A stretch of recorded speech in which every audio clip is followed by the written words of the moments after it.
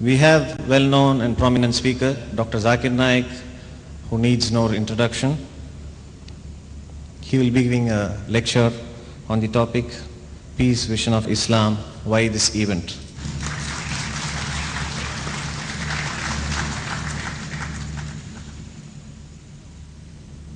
Alhamdulillah, wassalatu wassalam, ala rasulillah, wa ala alihi ashabi ajmain, amma ba'd. A'udhu billahi minash shaitanir rajim, bismillahir rahmanir rahim. Wa qul ja'al haqq wa zaqal batil, innal batila kana zahuqa. Inna ad-dina indallahi al-islam. Rabbi shrah li sadri, wa yassir li amri, wahlul 'uqdatam min lisani yafqahu qawli. My dear Brother Yasir Fasaga, Brother Zakir Ahmed, Brother Jeffrey, my respected elders, and my dear brothers and sisters, I welcome all of you with the Islamic greetings. Assalamu alaikum wa rahmatullahi wa barakatuh. May peace, mercy and blessings of Allah subhanahu wa ta'ala, of Almighty God, be on all of you.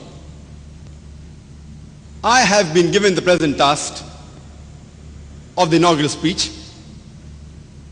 and talk about why this event, Peace, a Vision of Islam.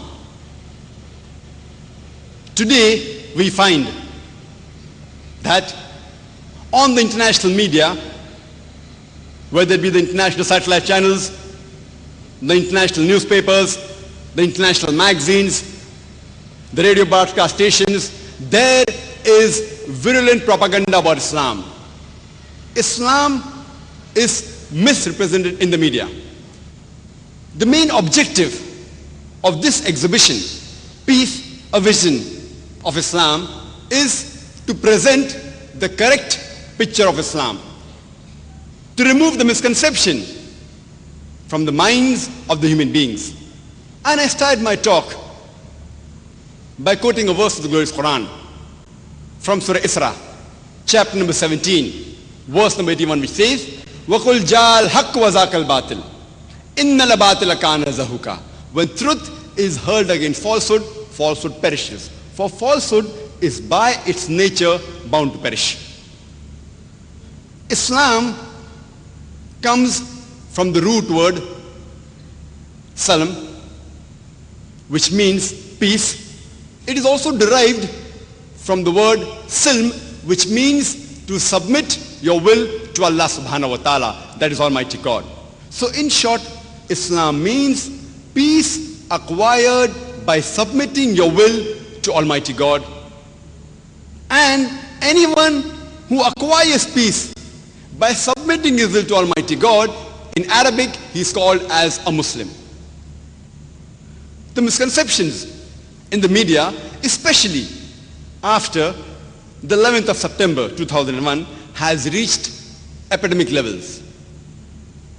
And we find that this religion of peace, that is Islam, has been labeled as a religion of terrorism.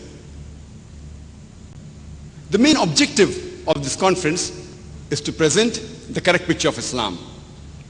As you might have read the brochure, there are various pavilions, there are various events. One of the major Islamic exhibitions consists of about 275 posters. The main objective of these posters is to present the picture of Islam so that the human beings have an urge to know more about this religion. When you read the newspaper, there are headlines. If the headline is attractive, the person, he reads the newspaper. And when you read an article, the first paragraph, it is a synopsis of the article which holds the attention of the reader. If the first paragraph is not attractive, the reader stops reading further. So the first paragraph should be attractive so that the reader is compelled to read the article further. So these posters mainly, the objective is to serve as headlines or the first paragraph. The details are mentioned in the various books which are also exhibited in the exhibition. For example, one of the posters, it mentions, today's gospel truths. Number 1, Muslims are terrorists. Number 2, a four-sided triangle. Number 3, the earth is flat. Number 4, 2 plus 2 is equal to 5. These are the gospel truths today. We know that how can a triangle have 4 sides? Four-sided triangle, it's opposite. Similarly, Muslims are terrorists. Muslim is a person who acquires peace by submitting his will to Almighty God. So how can he be a terrorist? These are opposite as a four-sided triangle, as untrue as the earth is flat, as wrong as 2 plus 2 is equal to 5. These posters serve as headlines so that you can read more about Islam. There are various sections. One of the sections in these posters is of women in Islam, the women's rights in Islam. And one of the posters, it speaks about the hijab, that is the modest dressing for a woman. And the points are described in brief. There are basically 6 points according to the Qur'an and the Hadith. How women should be dressed. The complete body should be covered, except the face and the hands up to the wrist. These, many scholars say, also should be covered. The second is the clothes they wear. It should not be so tight so that it reveals the figure. It should be loose. Third, it should not be transparent. Fourth, it should not be so glamorous so that it attracts the opposite sex. Fifth, it should not resemble that of the opposite sex. And sixth, it should not resemble and be a sign of an unbeliever. In the talks that will follow in this mega event, Peace to Humanity,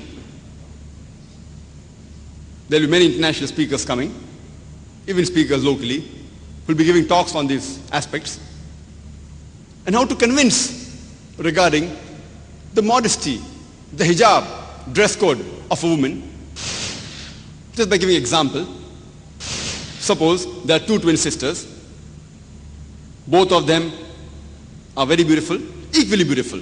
And one twin sister, she is wearing the Islamic hijab, a complete body covered except the face and the hands up to the wrist.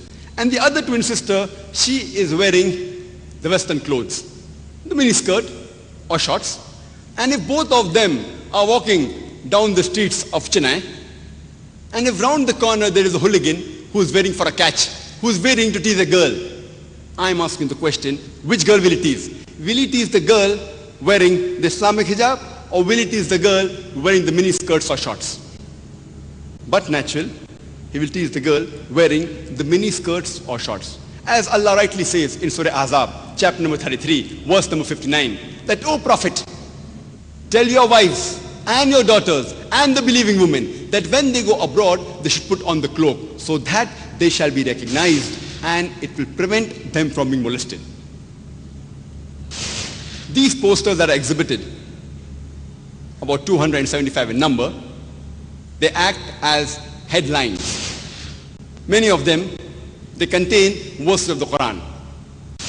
And besides the English translation, it also contains the translation of the regional languages.